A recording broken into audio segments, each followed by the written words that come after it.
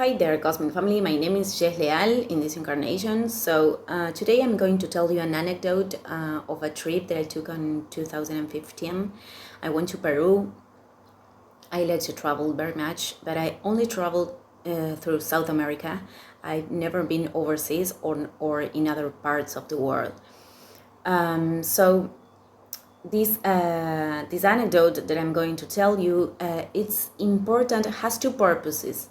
One of them is to show or explain how we can transcend a difficult situation, paying attention to the 99%, the invisible part, in order to change the 1%, which is the reality. And the other purpose this story has is that I want to be clear with this, but I think frontiers are one of the most stupid things we did as humans, because land, it's not something we can own, you know. This sounds like John Lennon's song, but I think he was a channel when he created that song. And of course, I think that frontiers will disappear because, again, the world is our home, the planet is our home, but the lands are not ours. And we only are like sharing that. And I don't know, I don't think there's no lines between countries that are separating us. All these things are invented by humans, and I think it was not a really a smart decision from us. But okay, I will continue with this. This trip started in Bolivia, and when we were crossing, well, that trip started very crazy, actually, because we crossed the frontier in a bus that was carrying like some illegal products, not drugs, but chocolates or something like that. So then after that we went through a shooting between the police and the people who were traveling in that bus. It was very crazy. But I have to tell something. I will not get in there, but I have to tell something about the beginning, because I traveled with my ex-boyfriend at that time and two friends more. We were four, and we were a band. We all played instruments. We were a band for the trip, you know. Here in Buenos Aires, we never played together, I think. I was singing, and I play the guitar too. So, well, we did that thing in order to make the trip more affordable, because we wanted to do things like tourists too, and we went to Machu Picchu and blah blah. So I have to tell this because it's an important information about the trip. When we were crossing, and at first this woman that was in the custom house, or it was in the border, you know, the place where you present your documents. In Peru, you don't have to. We don't need a passport. We can present the Argentinian DNA, because DNA, sorry, the Argentinian document. DNA is other thing, because we have an agreement which is called Mercosur, and is an agreement for countries of South America. So they gave us the 90-day visa, which was the maximum, or that is what everybody told us. But I discovered that there's a other visa that they never give, that is longer. Okay, so all my friends and my boyfriend asked for the 90-day visa, and I asked for that too. And the woman said, okay. She was in the computer, and she put like a number that was absolutely weird. I didn't understand that number, but I thought, okay, she gave me the 90 days. Why I would think the contrary? But this is important because, well, we spent like the 3 months in Peru. And when we were in the border crossing to Ecuador, the guy who was attending us at that time said, okay, you were illegal like for 2 months. And I was like, no. they gave me a 90-day visa like them, because the visa of my friends were totally okay. And the guy said, no, you have to pay an amount of dollars. I don't remember how much was it at that time. I think it was $50 or something like that, $57, which for countries maybe of North America doesn't mean too much, but for us who were people that were traveling, like playing in the streets, and in dollar here in South America, it's something very expensive. So it was something for me, but if I had to pay it in order to be okay with the authorities, I would pay, of course. And then this guy, I was a little bit angry at the time, but then this guy said, okay, Peru and Argentina have an agreement, and you can pay $50. The agreement is that the $50, even if I stayed, for example, 1 year illegal, the agreement is that you have to pay only $50. And I said, okay, the difference was $7. It was 57 if I paid the whole days, yeah, and $50 if I signed for the agreement. So, okay, I signed. Then we went to Ecuador. We didn't play music there. We stayed in the beach and just enjoyed the trip. But then, and this part, it's important to tell you too, because I was in this relationship, but that relationship was already dead, and we were like straining this. I didn't want to stay with him, but I was comfortable, and we were projecting our luck. And the father and mother, we didn't integrate. So when we went to Ecuador, I really wanted to go on alone in the trip. I wanted to go to Colombia, but I was so scared to do it alone because I had at the time, I don't have it right no, not at this level, at least. I had at that time a codependency issue, and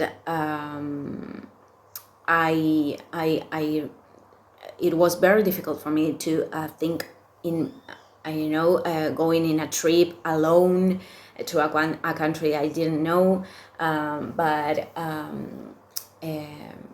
I couldn't. I really wanted to do it, but I couldn't. So I came back with my boyfriend and my friends, and that was I think what caused what I'm going to tell you now.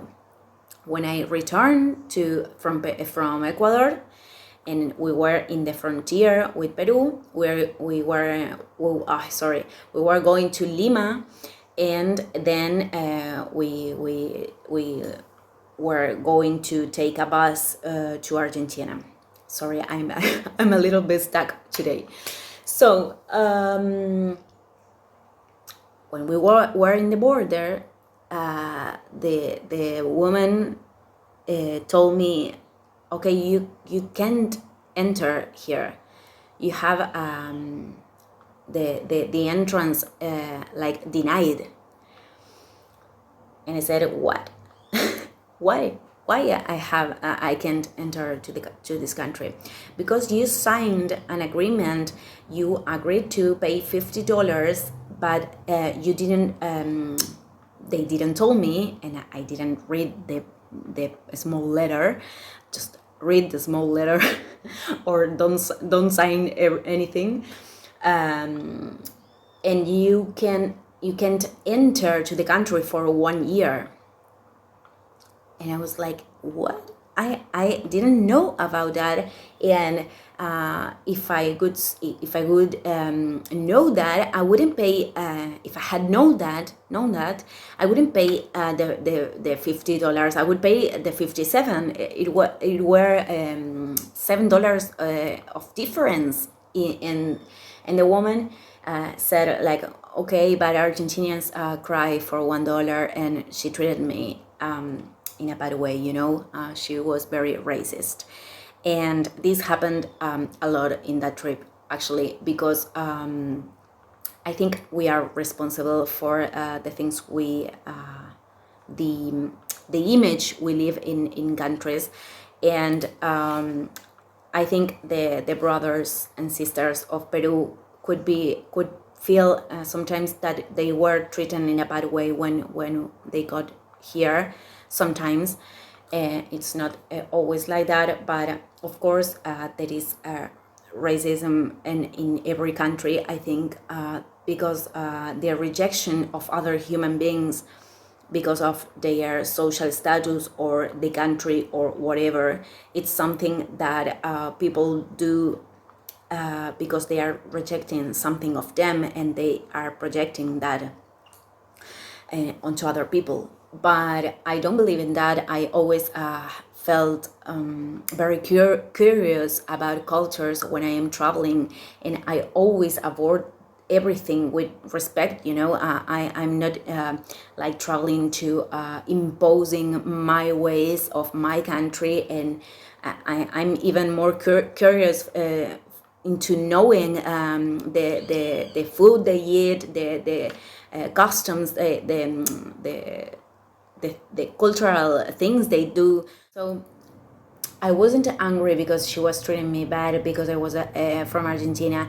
I was like, not all of us, we are the same way, and don't judge me.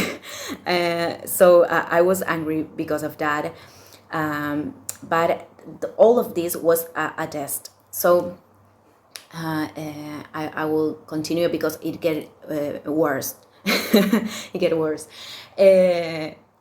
This woman said, okay, but okay, I will pay you now, I said. And this woman said, no, you don't have the opportunity. You already signed that agreement, so it's done. So I started to cry, and I said, oh, but I want to return to my country. I didn't have any money. I had the money to come back, but I didn't have money to go to Colombia and take a plane and then come back to Argentina. I had already the return like programmed, planned, and well, this woman said, I can do anything, sorry. So the driver, the bus driver said, okay, I have to leave.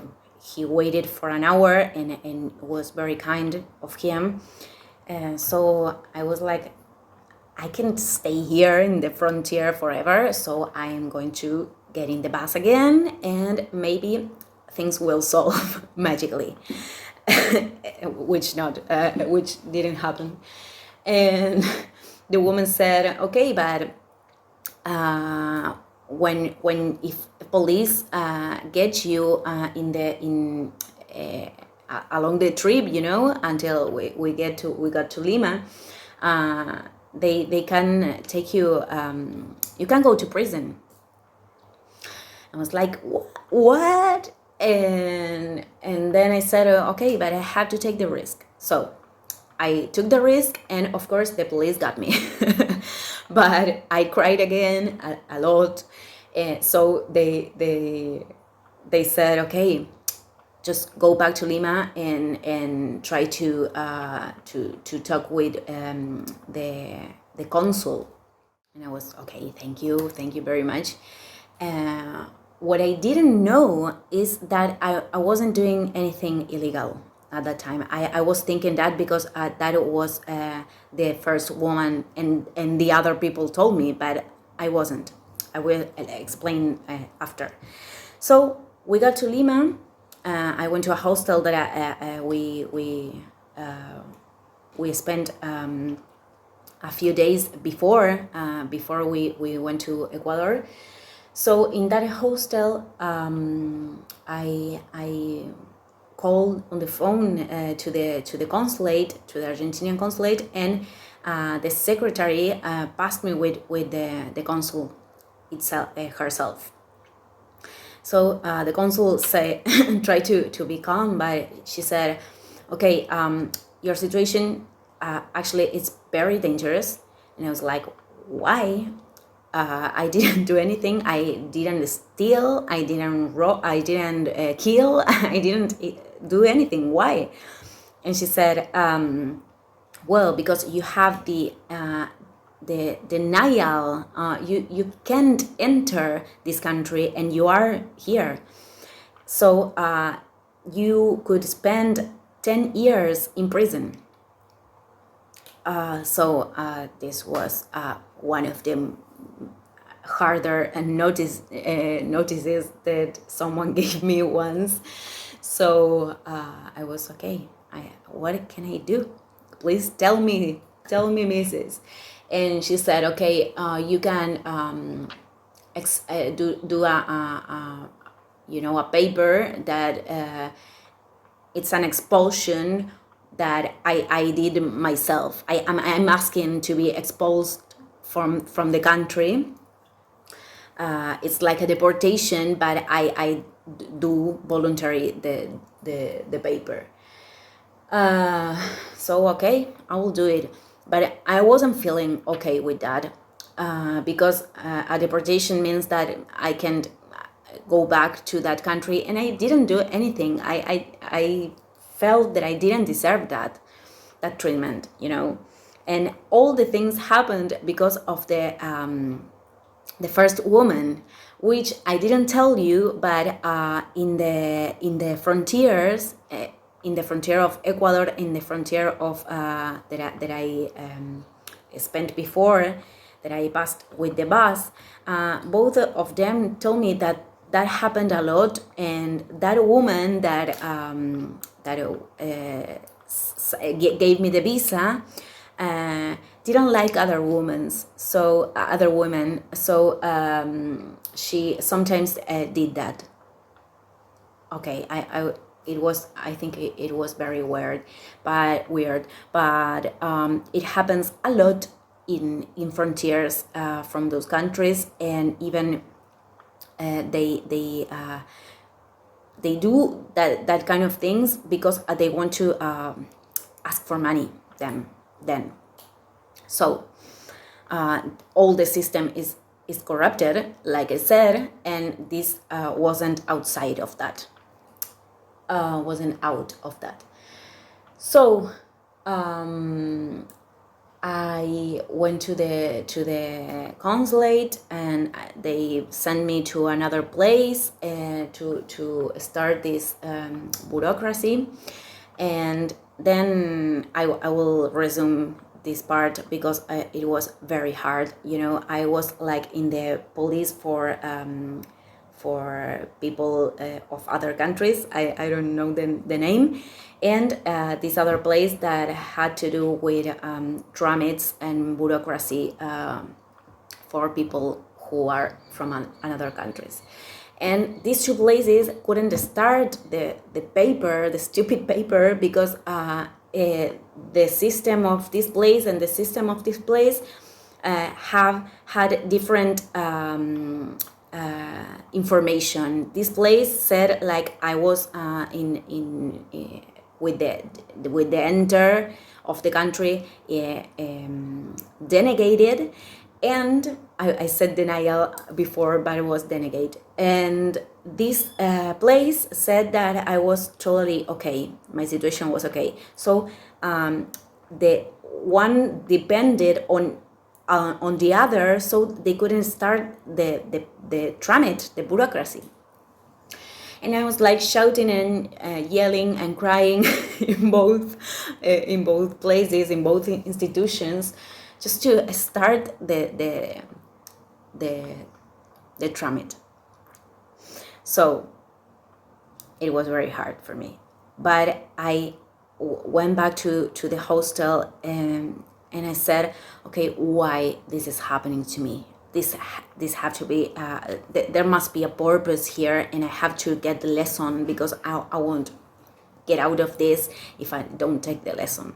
I was already in my spiritual path, but it was like the beginning of my big transformation. Actually started in the year after that. So I was in touch with astrology, and I knew that I have a solar revolution in Aquarius that year. So I asked myself why this is happening, and the answer came. That happened because I didn't take a brave decision, you know. I had to travel alone. I had to leave my boyfriend. I had to do many things that I didn't. So I was paying like a price for the things I didn't do in order to evolve. It's not a punishment. Again, it's something that you create. That you are creating with your own decisions. So I had to be responsible about that, and I took the responsibility. I really did. So what happened next was that I talked with a police, a man that was like with my bureaucracy, my tramit, and he said something to me.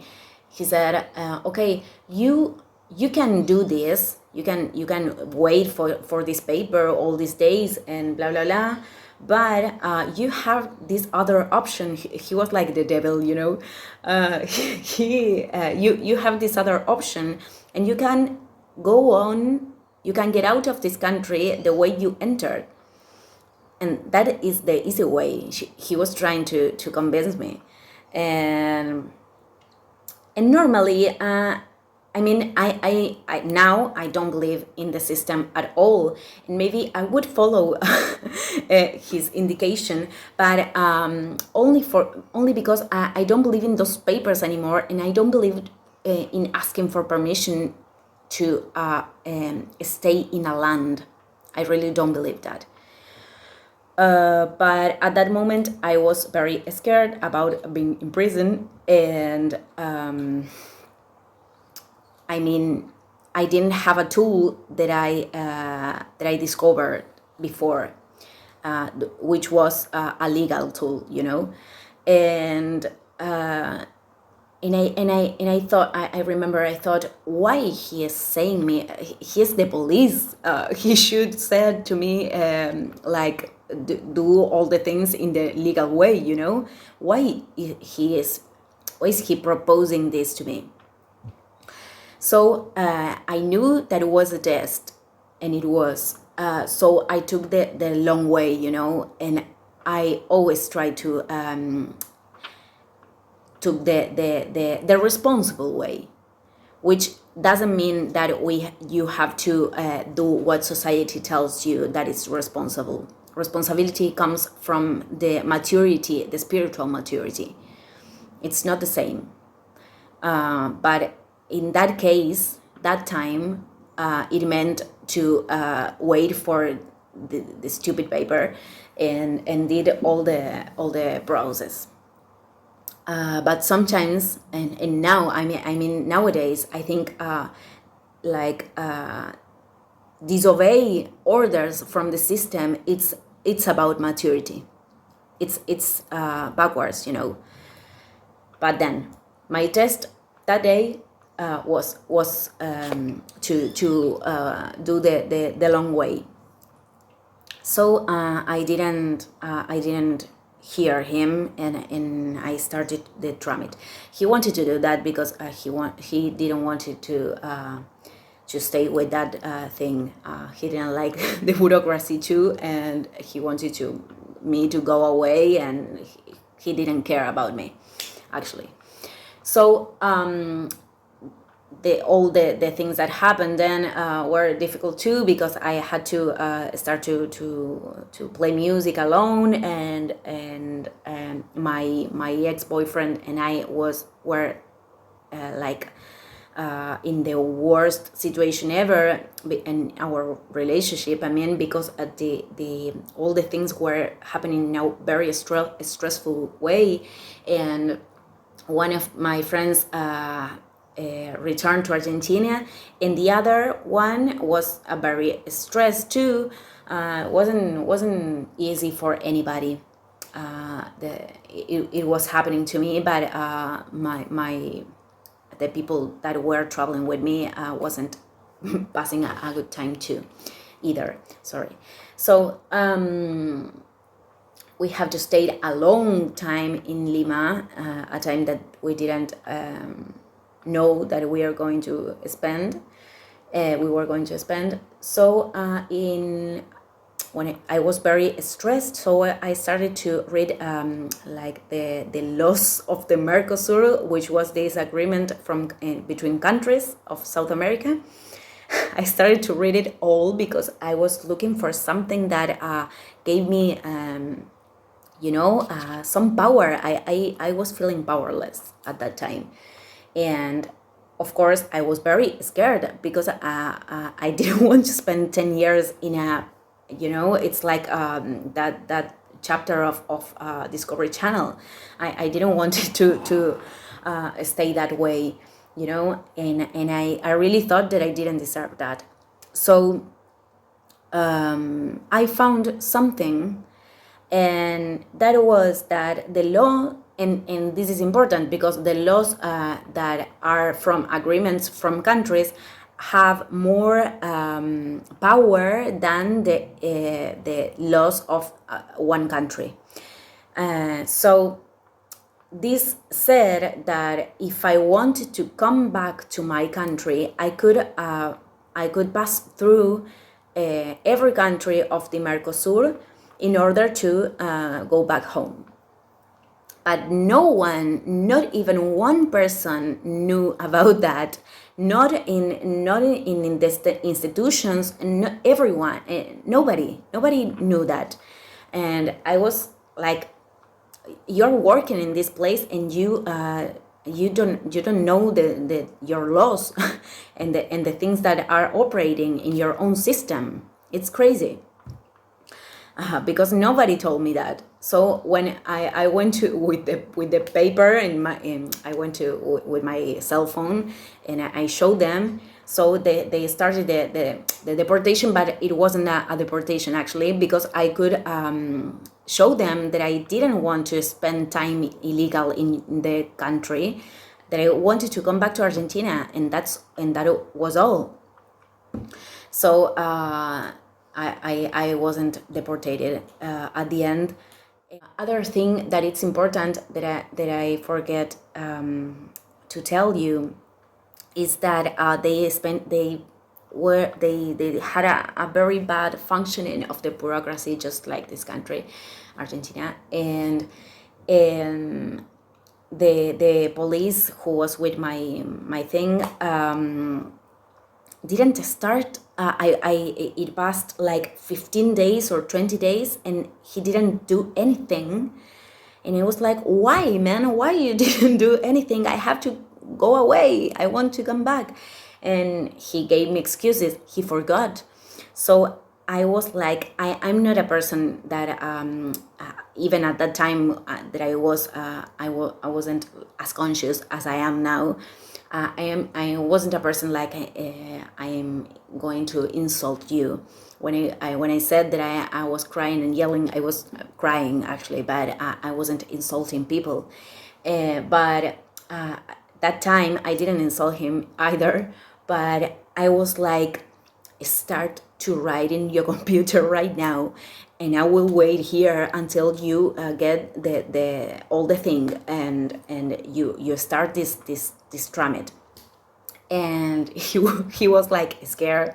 I didn't behave that way ever, but I was so I couldn't give more.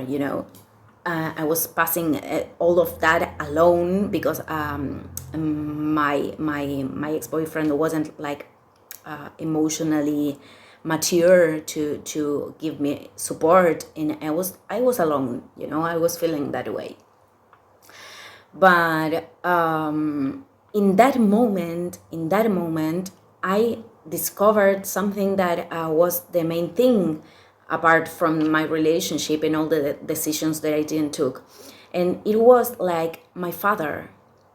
I really knew at that moment that all of that thing was about my father, because authority it's archetypically, it's linked with the father, because the father is authority for our mind.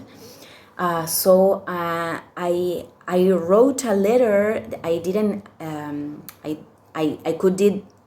I could do this thing for my mother, and this helped a lot to heal our relationship, and I will tell you about this later in another video, because it's important. But and I highly recommend to write letters, even if you don't give them to your parent, because of many things.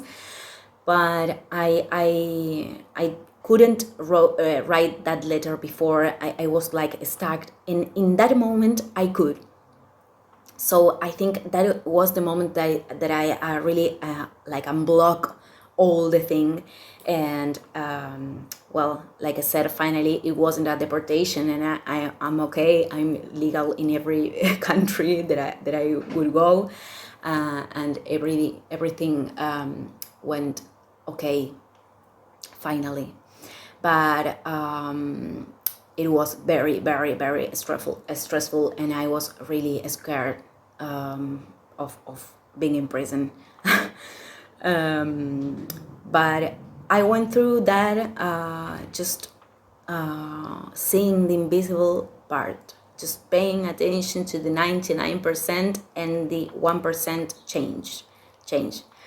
Actually, that was the way it happened. But I really think that frontiers are the worst thing we invented, and I really can't wait to see them disappear. I always felt something not good, when I was crossing in those places, when I was doing those tramits and asking for a visa. I was like, why am I doing this? This land is from everybody. Why I'm asking for permission for this? So, okay, people, I will leave it. I will end the video here. Thank you, everybody, and I'll see you tomorrow.